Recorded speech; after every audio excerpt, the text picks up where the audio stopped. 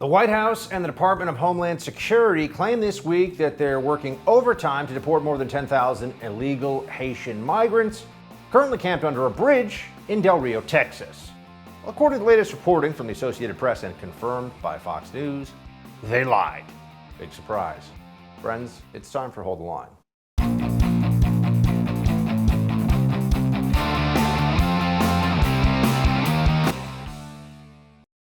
Welcome to Hold the Line. I'm Buck Sexton. As predicted, turns out there are a lot of Haitian immigrants, illegal immigrants, who are being released in the United States and have effectively gotten around, gamed, schemed our immigration system, which makes perfect sense because why else would you have thousands and thousands and thousands of immigrants all consolidated in one place along the U.S.-Mexico border unless they actually believed there was a very real chance that they would get into the U.S. and be free and clear.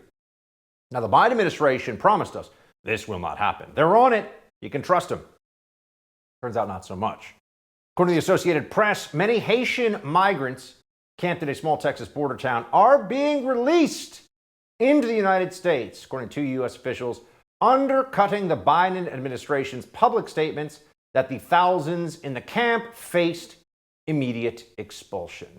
Haitians have been freed on a very, very large scale in recent days, according to one U.S. official who put the figure in the thousands. Gee, hold on a second. If it's only been a few days, and there's only about 12 or so thousand Haitian, and also some Cuban and Venezuelan and other immigrants, but overwhelmingly Haitian immigrants, who are there, how many are actually being deported? I thought we were told, that people wouldn't be allowed into the country just because they had decided to violate our laws and gather in a big crowd, right? Well, here's a tweet from Fox News correspondent Bill Malugin. From a Border Patrol source in Del Rio, we are releasing family groups, couples who claim a female is pregnant, family units, families with children. All a woman has to do is claim she is pregnant and she will be released. They're asked to please report to immigration within 60 days. Gee, that seems like some pretty big loopholes to offer up here for the thousands of illegal immigrants at the border. Seems like something's going on there, right? So what are the numbers? If we're not getting this correctly, if this isn't what's going on, what is going on? I mean, let's just take a step back and assume for a moment, oh, come on, there must be some honest mistake the Biden administration's made, right? They wouldn't just be letting thousands of Haitian immigrants into the country because they think it benefits their long-term electoral prospects, because they're open borders, because they don't believe in the rule of law when it in any way interferes with Democrat power, right? Well, if that's the case, wouldn't it be very obvious, very clear and easy to get an answer from none other than Jen Psaki about how many illegals gathered in this group in Del Rio have been deported, sent back to countries of origin, or released into the U.S. interior? Pretty important and pretty straightforward stuff. Here's what the White House press secretary says. Secretary Mayorkas has now been asked twice on the Hill, and he's not been able to provide an answer to this. So I want to ask you, do you have the numbers? How many Haitians have been deported? How many have been processed? And how many have been allowed to stay in the United States? I certainly understand why you're asking, and understand why people have been asking Secretary Mayorkas. Those are numbers that are the Department of Homeland Security would have the most up-to-date numbers. But why is it so hard to keep track of a simple number like that? Why can't you give it? Why can't he give it? It's been 2 days now he's been asked. I'm certain they will provide it. It's an absolutely fair question to ask, and I'm certain he just wanted to have the most up-to-date numbers to provide. Yeah, let me tell you what's going on here. The old bureaucratic slow roll. The Potomac two-step, for those of you who are fans of the movie Clear and Present Danger. But the bureaucratic slow roll is make sure that you don't put out the data that'll show what a catastrophe this is and how you were lying up to that data dump. Wait until people aren't paying as much attention. Maybe, I don't know, they'll tell us the numbers on Friday at about 5 p.m. That's the move here for them, right? Because what you'll find out, inevitably, is that instead of actually taking everyone gathered here and deporting them, which is what should happen, or turning them back into Mexico or sending them to their countries of origin, many thousands of these Haitian migrants will have been let into the United States with a promise to appear. Maybe they crossed their heart and swore, and oh yeah, we definitely will show up. No worries there. Don't think that there's any problems. They can't answer how many illegals have been deported or released because they don't want to. They could get that data. They certainly have access to it, but they'd rather pretend to be ignorant of it. And that's what you see going on with this Democrat administration, with the Biden White House in general. They just want to avoid the border as a place, as a topic, as an issue, as much as possible. In fact, when you get to the very top of the administration, we had, for example, Kamala Harris, the vice president, very clearly having an issue with not going to the border despite being the border czar. What about Joe Biden himself? This is pretty straightforward. The president has the best travel service imaginable with Air Force One, right? Taxpayer funded, he can go to the border anytime he wants. It's U.S. soil. It's not some foreign country. We don't need permission from anybody else. Peter Doocy of Fox News asked Jen Psaki, has Biden ever been? Here's how that went. Just one more. Has President Biden ever been to the southern border? In his life? Yes. I will have to look back in my history books and check the times he's been to the southern border. We have been looking all morning, and we cannot find any record of him visiting the border as president, vice president, senator, or even as a concerned citizen. Why would that be? I can check and see when the last time or when he may have been. Yeah, why hasn't he been this year? Doesn't it matter? Isn't it worthwhile? Biden can't stay in the basement all the time anymore. This isn't the 2020 election period, right? So he is the president, for better or for worse. For worse. We know that's what's happening, right? We know that this is a border crisis. Oh, but you know what they'll fall back on? The same thing they always do. Orange man bad. That then becomes the excuse for everything. Here's Jen Psaki with that. Just because you keep using Title 42 to defend this administration's immigration policies, that is a Trump-era regulation. You guys came in saying that the Trump-era immigration policy was very inhumane. Title 42 is not an immigration policy. It is a health authority because we're in the middle of a pandemic. The Trump administration approach to immigration was inhumane and was immoral. That's why we need to put a new policy in place, and we need Congress to pass that policy. Oh, so then what is the current policy? If what Trump did, which was to stop people from gaming the immigration system by pretending to be asylum seekers when they're just economic migrants who want to skip to the front of the immigration line, if they don't want that, what do they want?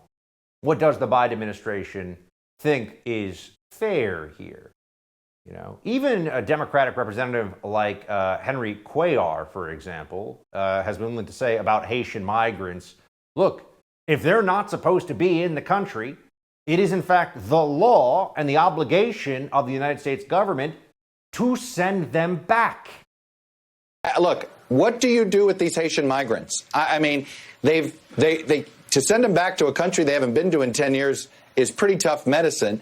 They have nowhere to go back to with jobs. I mean, this is not an easy answer. What's your prescription? Well, you know, certainly, can you do both at the same time? Absolutely. Let me give you an example.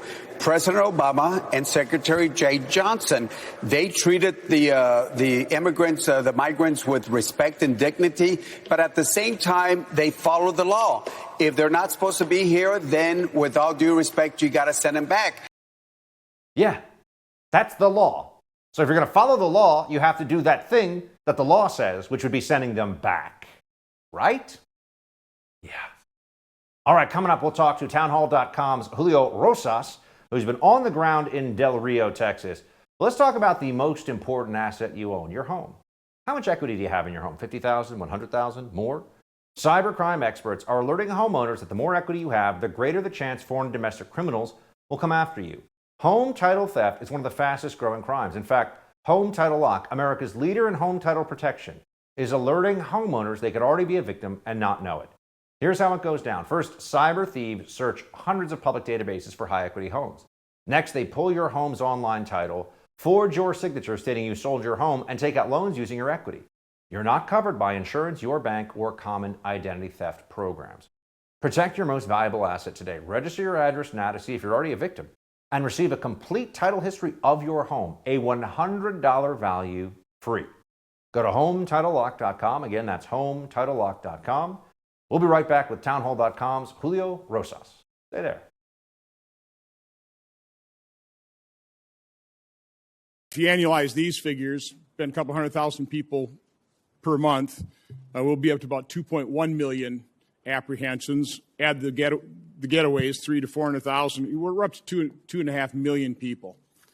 You have repeatedly stated that our borders are not open, that they're closed. Do you honestly believe that our borders are closed? Senator, I do. An estimated 2.5 million migrants are expected to make it into the country this year. 2.5 million. And DHS Secretary Alejandro Mayorkas insists that our southern borders closed during yesterday's heated hearing in the Senate. It's no longer a crisis, it is a spiraling catastrophe that the incompetent Biden administration refuses to address. Julio Rosas, senior writer at townhall.com, was just down in Del Rio, Texas to witness the border chaos firsthand. He joins us now to tell us what he saw. Julio, thanks so much. Yeah, thanks for having me, Bob. First, let's start with this. During this week's press conference, you asked Secretary Mayorkas of DHS if he would publicly admit the situation at the border was, in fact, a crisis. What was his answer? Well, so the reason why I asked him that is because right before the Afghanistan news cycle back in August, it was released in leaked audio that he privately admitted in a meeting with Border Patrol when he was visiting Brownsville that what was happening was a crisis. It was, quote, unsustainable, and that we were in danger of losing complete control of the southern border, which is a complete 180 from what he's been saying publicly, by saying it's just a challenge, by just saying that we have a plan and we're implementing it. And so that's why I asked him. He said, you said it privately. Will you say it publicly? And he didn't let me even finish the question, because all he said was that we are meeting the challenge and we are focused on the mission. And before he went on to the next reporter, so obviously he wasn't willing to admit what he does know, but what the rest of the country knows, that this is in fact a crisis. Here is Secretary Mayorkas today saying that they're executing the plan. Is the border more secure under your leadership than when you started? Congressman, the border is secure. We're executing our plan, and I've been very clear and unequivocal in that regard. Mr. Secretary, the question is the border more secure now under your leadership? Congressman, it is no less secure than it was previously. Interesting. It certainly seems less secure based on the numbers, based on the video footage, the photos. What are you seeing? You've been down there, Julio. So I have been covering the border for decades. I'm only 25, but I did cover the border towards the end of President Trump's administration. And this is when the wall was being built. This is when Title 42 applied to everybody. This is when we had Remain in Mexico. And there was certainly less activity happening along the border in terms of attempted crossings. But now, I mean, it's all the time. And even before this in Del Rio is a relatively small town compared to maybe like the Rio Grande Valley, but it did have its fair share of increased border crossings. And then obviously now it just completely overwhelmed, and it made the Rio Grande Valley seem like a cakewalk. So no, the border is not only open, but it's open for business for the human trafficking organizations, the drug cartels, and anybody who wants to take advantage of the southern border, because it is open. And this is just something that didn't need to happen, but because the Biden administration's approach to immigration, it is happening, and that's what makes it all the more unfortunate.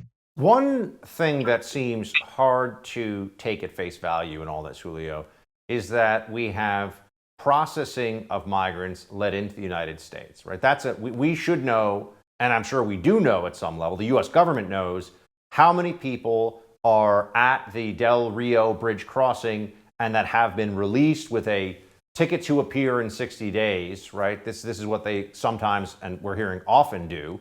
But yet when Secretary Mayorkas is asked why we don't have clear numbers, how many are deported, how many are being led in the country, here's what he says. Let me share something with you quite clearly. I work 18 hours a day. Okay, so when I returned from yesterday's hearing, I actually focused on mission. We will get that data both to the senator who posed it yesterday and to you, Congressman, today. So you don't have any estimation at all at the numbers that I'm asking for? at all. You don't know how many have been returned. You don't know how many have been released into the United States. You don't have any estimation at all of what those numbers are. I mean, Julio, how is that possible? I mean, they want us to believe this. I mean, it's almost kind of like how the Biden administration didn't know how many Americans wanted to leave Afghanistan when Kabul when that whole situation unraveled. So no, it's because the fact that they were putting on this position that deportations are happening, which is true.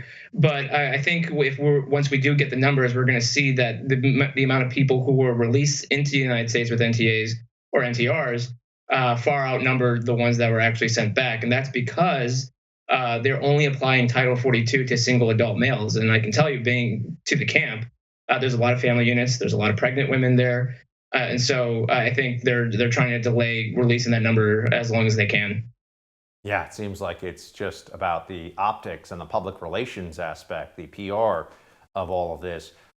Speaking of public relations and the optics, there was this photo that Kamala Harris and Chuck Schumer and all these others said, oh my gosh, a Haitian is being whipped by a Border Patrol member on horseback. As already been pointed out countless times, Julio, that is a horse rein, that is not a whip, and no one was actually whipped with it. So those are the facts of this case. You're in contact with Border Patrol folks down there. How do they feel when the whole national conversation becomes a lie, essentially accusing the Border Patrol of inhuman, racist abuse?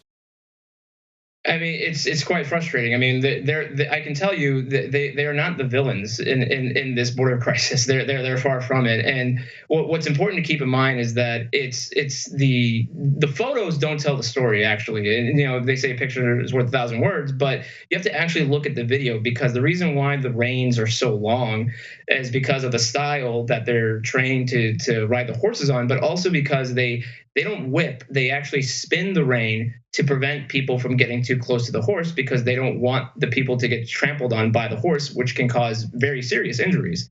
So if you look at the video, you'll actually see them do that exact technique, which then if you take a photograph, and clearly city dwellers who don't ride horses, don't know anything about it, automatically are jumping to a whip. And so that just shows their own arrogance. But no, it's very unfortunate that the one time, or one of the few times this year, that Democrats and mainstream media have really focused on the border crisis, it's based on a complete lie.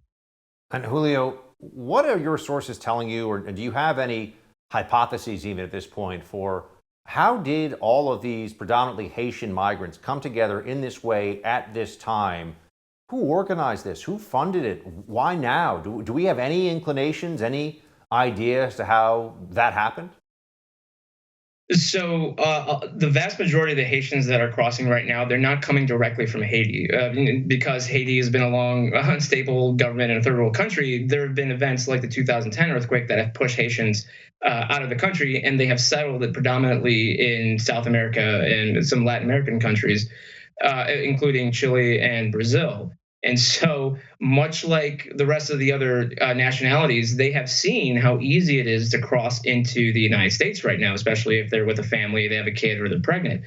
So the human trafficking organizations, I mean, they have this down to an art form. This is their day-to-day job. They know how to game the American system. So they know that if they send all these people at once, which is exactly what we saw, and they allow that transit to happen, it bogs down Border Patrol. And in fact, in the Del Rio sector where this is all happening, over 200 miles of that border in that sector didn't have a single Border Patrol agent, because they were all too busy having to take care of and staff the camp underneath the International Bridge. And that's very deliberate. And so, I mean, I can only imagine what has been smuggled across in this week time in that sector, with Border Patrol having this severe undermanning issue along the other parts of their area of responsibility.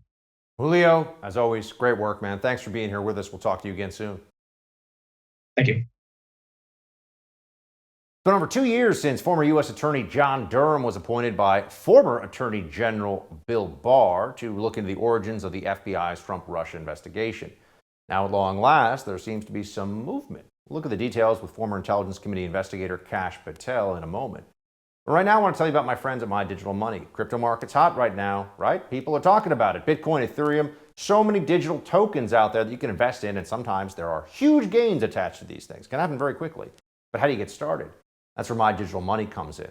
This is an easy-to-use, self-trading crypto IRA platform with the best customer service you're going to find anywhere.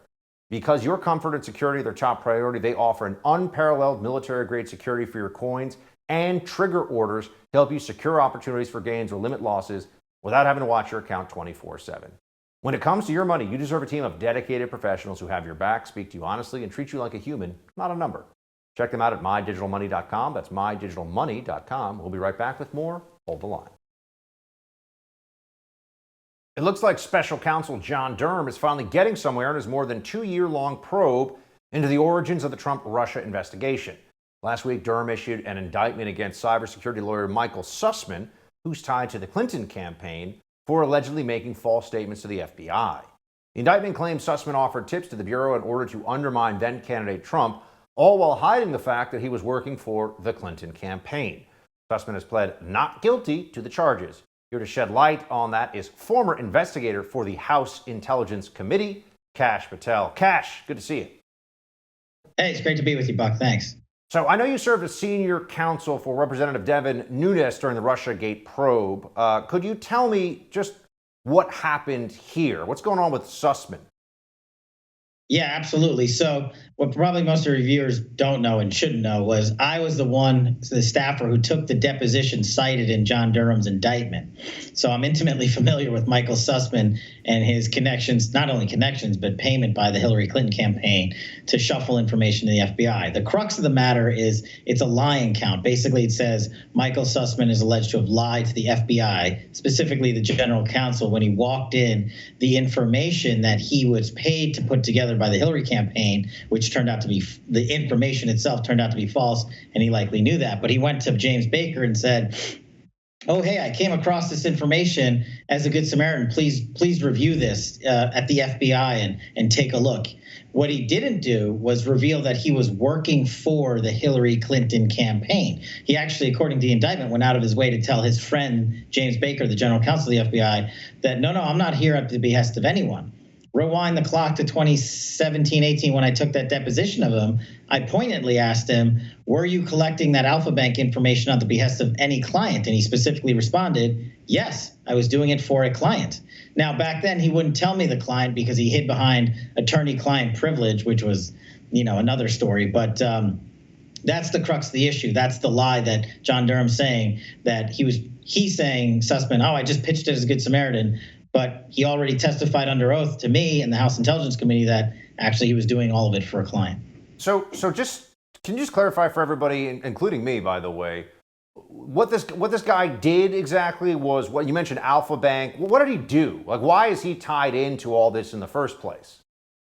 Sure. The reason that any of this matters is because the Hillary Clinton campaign and the DNC had two big lawyers, two big shots, Sussman and Mark Elias. And these guys went out per the Clinton campaign and cultivated false information on behalf of the Clinton campaign and then spun it to the media in 2016 to say Trump is connected with the Russians. And one of the lines of effort was this Alpha Bank nonsense, which Sussman said he went out and hired researchers who themselves admitted in John Durham indictment that they couldn't get to where Sussman wanted to get to. But they said Trump Tower was connected to Alpha Bank, which was some Russian bank. So Trump's colluding with the Russians. That's the bottom line. But the evidence was faulty, actually false, and he pitched it as it was real. And that's the problem. And that's the reason why John Durham's indicted him. So fair then to say this guy Sussman was a lawyer paid by the Hillary Clinton campaign who went around and essentially found these fake stories, fake news stories, rumors essentially, and then presented them to the FBI as, hey, here's important tipster information about a Russia collusion connection with Trump. And the reason he's in trouble is because he lied about doing this on behalf of the Clintons. So we're getting kind of the Russia collusion origins here. Is that fair? Yeah, but it's actually worse than what you said. It would have been one thing if Sussman just went out and internet searched for this information. He took the money from the Clinton campaign, hired an internet research company that's cited in the indictment and said, I need you to find out about this Alpha Bank thing, and then I need you to connect it to Donald Trump. The people he hired came back and said, we can't do that. It's in the indictment. You can read it for yourself. He says, we can't get to the X that you want us to get to. He said, well, create a white paper that says so anyway, and I'll get it to the FBI. Wow. Sussman's the first of the Durham report indictments we've seen. Well, actually, I want to ask you, do you think there could be, I'm sorry, the second indictment? Tell who else has been indicted and what else do you think is going to come out of this report? So I think there's a lot more to come because a 27-page indictment for 1,001 count, as we call it, is unheard of. He's basically laid out a conspiracy and the actors in the conspiracy, and he's already charged Kleinsmith, the attorney at the FBI, who pled guilty to defrauding he fabricated the evidence in the email. I forgot about him. Exactly. And Sussman, look, if you look at the transcript that I took the depo of, the FBI wasn't the only agency that he peddled this information to. He kept going after the election to another government agency. What do you think is coming next then, Cash? You said there's going to be more. What does that look like? You know this investigation intimately. You understand the details, the players, and the timeline. One, do you think what kind of things are you expecting us to get answers to? What questions are we expected to get answers to from the Durham report going forward? And then I got a follow-up for you, but to handle that one first. Sure. I think specifically what America has been asking for 4 or 5 years, at least most of America, how did this bogus information paid for by a political opponent allow the Department of Justice and the FBI to get a surveillance warrant on our opponent? How? And now we know it was because of lies, false information, and perpetuation of this fraud before the federal judges. So who are the players involved in that to allow that to happen? Is it Comey? Is it McCabe? Is it Strzok? Is it Page? Is it other FBI agents and other DOJ lawyers? I think those are the dominoes that are going to start coming now, and that's the outline that John Durham laid out in his 27-page indictment of Sussman. Do you have faith in Durham to take this to its real conclusions and to hold people that broke the law as part of this Russia collusion hoax, which was unfortunately somewhat successful in at least attacking an administration and slowing down the Trump agenda? Do you think that Durham has what it takes to take this to the end and bring the charges that should be brought, irrespective of what would be massive political pressure on him to let this stuff just fade away? I do. I actually, call me naive, but I think he's the one guy that can do it. And I'll remind folks, as a former federal prosecutor, 2 years for a federal investigation isn't a lot of time. Some people spend 5, 7, 10 years putting together a conspiracy charge, especially in the fraud world, this is a giant fraud by the U.S. government. And it's the biggest political scandal in U.S. history. So I know they want answers fast, but 2 years is just not a lot of time. So he's going to keep going. Cash, thanks for the expertise, my friend. Good to see you as always. Thanks, Buck. Appreciate it. Thousands of maskless fans have been packing stadiums since the college football season began in August. But inside classrooms, it's a whole different story. After the break, former Arkansas Razorbacks defensive end and candidate for U.S. Senate Jake Beckett joins us to discuss the strange discrepancy. But first, let me tell you about a potential investment opportunity. Ever thought about investing in real estate, but you didn't have the time to do it on your own? You didn't want to make rookie mistakes. I felt exactly the same way as you until about a year ago. I've always loved the idea of real estate investment, but I didn't want to get involved in something without someone to guide me in those early stages. That's when I met my friends at Done For You Real Estate. They took all the guesswork out of it for me. They found me an awesome property. They rented it out for me right away. They managed the tenant for me, and now I get a check every month like clockwork. Don't wait another second to see if my buddies at Done For You Real Estate can do for you what they did for me. Visit doneforyoubuck.com to see how it works. Again, every step of the process. From picking the city, the house, getting the loan set up, getting a tenant in place, and a management company to handle the whole thing for you. Just go to doneforyoubuck.com. See what my friends can do for you. That's doneforyoubuck.com to begin your real estate investment journey. Candidate for U.S. Senate from Arkansas, Jake Beckett, joins us when we come back.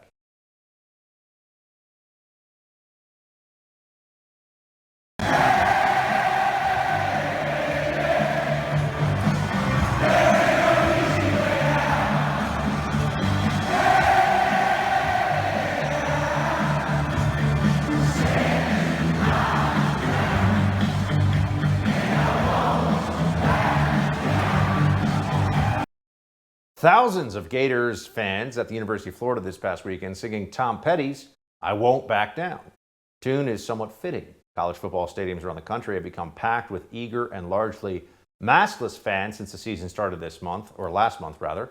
However, college and university classrooms are a different story. At the University of Florida, for example, masks are mandated for everyone on campus. The university's COVID guidelines post on their website states, we expect everyone to wear a mask at all times when inside any UF facility, even if you are vaccinated. This includes our students, faculty, staff, vendors, and visitors. So does COVID-19 only affect classrooms? Is there a double standard or really just a make-believe standard at play here? Joining me now is Jake Beckett. He's a former defensive end for the University of Arkansas Razorbacks and the New England Patriots. He's also running for Senate in the great state of Arkansas. Jake, thanks for being with us. Thanks for having me on. So you got thousands and thousands of fans packed into these college football games, but then on Monday in class, everybody's masked up. I mean, what's going on? I know that the stadiums are outdoors, sure, but you got people right on top of each other. They're screaming, they're yelling. But then in the classrooms, they're having to mask up even if they're vaccinated. It feels like this is all kind of arbitrary. Well, sure, it's all theater. And I think these policies that are put in place by these COVID tyrants all over the country, these packed college football stadiums show just how preposterous these policies truly are. I was in Fayetteville, Arkansas 2 weekends ago to watch the Arkansas Razorbacks beat the Texas Longhorns in front of a packed house of over 75,000 screaming fans, maskless fans, I might add. It was a great atmosphere. It was great to see everything coming together in Fayetteville, Arkansas for a great win for the Hogs. But it was ridiculous because a large proportion of those fans were students who are forcibly masked every day in class. They rush the field. I guess COVID doesn't take place on a football field on Saturday night.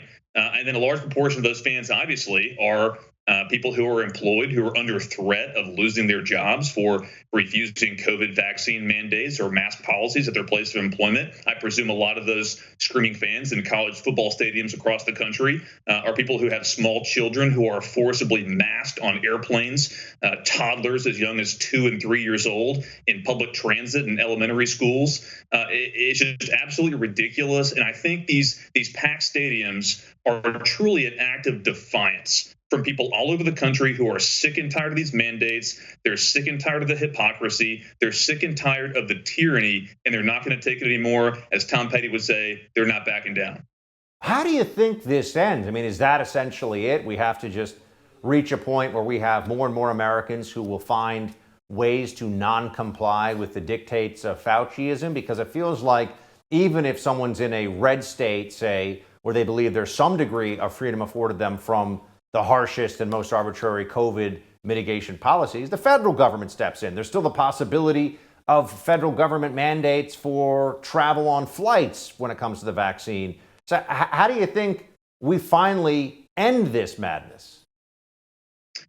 I think you'll have to see like-minded people band together in their places of employment, in their communities. It's going to happen. It's going to take an all-of government approach, all the above, local, state, and federal.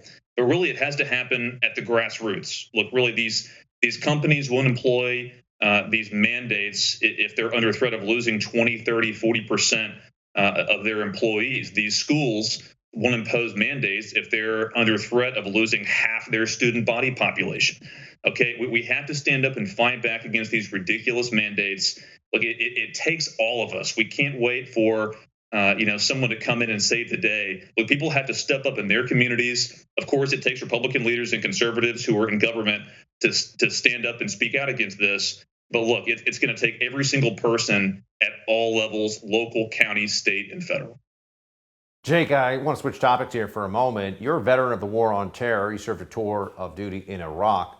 What do you make of the total lack of accountability you're seeing right now when it comes to senior leadership from the White House and in the military and our withdrawal from Afghanistan?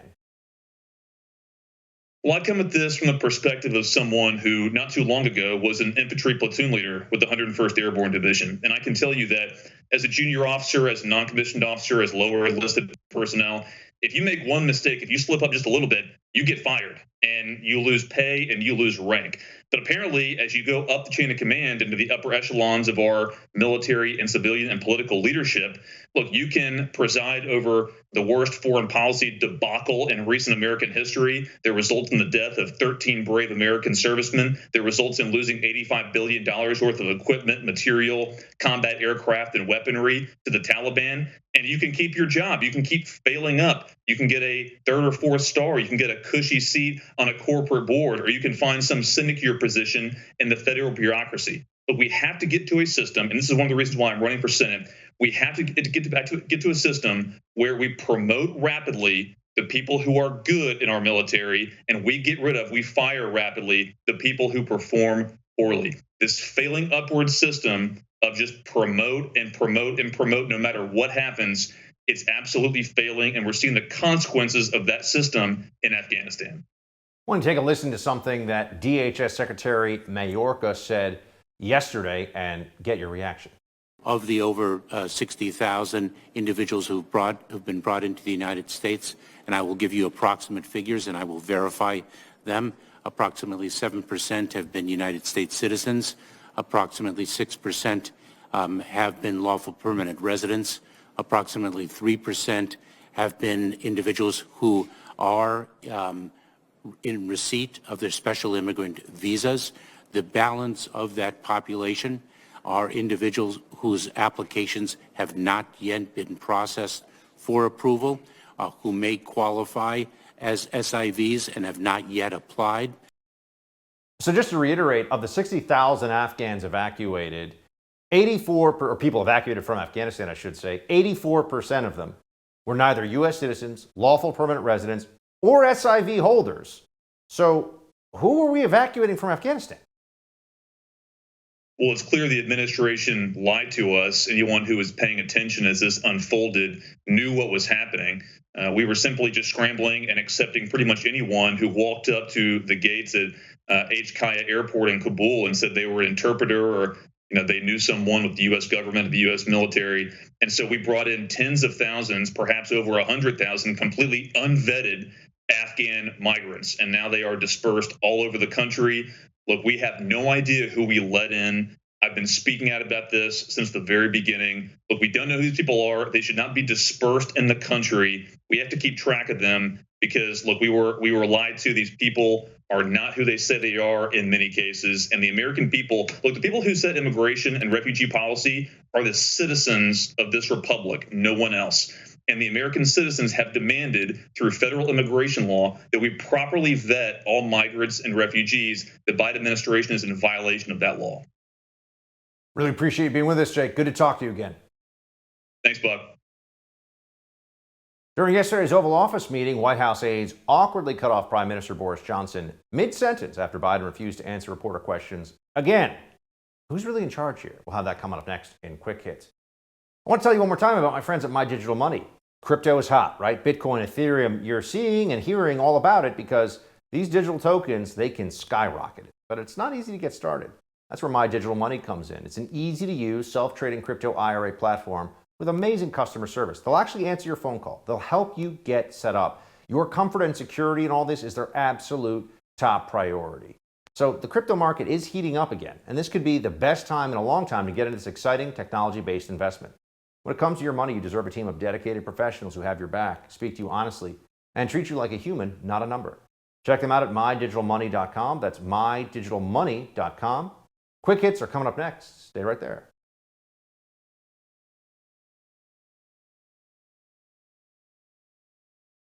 Conor McGregor, great fighter, joins the list of all-time bad first pitches. Was it on purpose? And Australia has lost their damn minds. I mean, we've already seen that for quite some time, but we got more of it here. Time for quick hits. Let's start with this one. Conor McGregor, he's a very well-known MMA fighter. He actually went up against Floyd Mayweather in a boxing match, which made him a whole lot of money. Didn't actually win that match, but nonetheless, he's also quite a showman. He's Irish. He's got the brogue. He's got the swagger. But what he doesn't have is the fastball. Here he is at Wrigley Field. Whoa! Letting it rip way, way, way outside the the kitchen there, so to speak, of the batter's box. So, you know, I think you got to figure that, I mean, did he mean to throw it like that? I can't really tell you. Here's the thing. A lot of other countries, you know, here in America, we learn to throw a baseball at a young age. It's very common. So we all know how to throw pretty much here if you played any baseball growing up. Other places, you know, in Ireland, they play what, Irish football, they play soccer, they play other things. They can't really throw quite the same way that we do here in America. I'm just saying. I mean, Conor McGregor can throw a punch. Can't really seem to throw a baseball that well. But he had a little bit of heat, a little bit of oomph behind it, though. So at least that was good. So at the White House, are you able to do your job if you're a journo? Now, the job of journalists is supposedly to ask questions of the administration, to find out necessary information for the American people, and to speak truth to power, and to try to get information out of the White House that they might be hiding or wish to hide from public view. That's not really what they do. As you know, the White House is full of journalists who are constantly trying to prop up and assist the Biden administration in every way they can. They are fans of the Biden administration. But then there are some limits to even what they can reasonably tolerate in terms of the contempt that Biden and his aides have for the free exchange of information in a republic like ours. And here's an example. You have White House aides who, when Boris Johnson, the Prime Minister of the United Kingdom, is here in the U.S., one of our closest allies visiting, because the Biden handlers are so very desperate to make sure that Joe Biden doesn't weigh in unexpectedly, try to answer a question, because he's declining and we can all see it. Here is how they react to Boris Johnson trying to actually engage with the press. Nobody wants to see anything that interrupts or unbalances the Belfast Good Friday Accords. That's the Belfast Good Friday Agreement. That's the. I think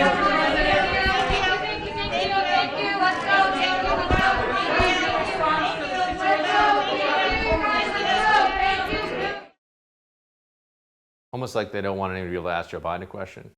The UK Prime Minister, he's good to go. He's ready to engage, talk, you know. Got a whole room full of press. See in Biden's eyes a little bit of fogginess there. It's pretty apparent. I think they could see it too. They didn't want him answering any questions. Australia has gone completely mental. I mean, they have lost their minds as a country, at least the government has, with the severity of their lockdowns. There's no real freedom to be had in Australia, and they're not even working these lockdowns. They still have record high numbers of cases. Here's the kind of inhumane psychosis that people in positions of authority in Australia support to protect everyone from the virus, which they can't even really do. They're arresting mothers with their children. Anyone else?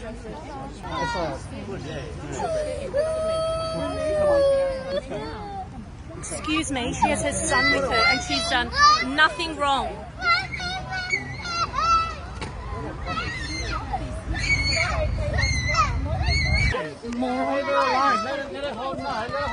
She has her child with her! You are disgusting! You are disgusting human beings! She has her child with her! This is appalling! Are you a mother? Are you a mother? It is pretty appalling, isn't it? Grotesque. That's Australia, a country that we are very close to in the U.S. and used to think of as a free people. Not anymore. The COVID tyranny, thanks to the Fauciite madness, comes once again. It comes even more there than it does here, as long as we can hold the line. That's it for the show. The No Spin News with Bill O'Reilly is up next. Shields high.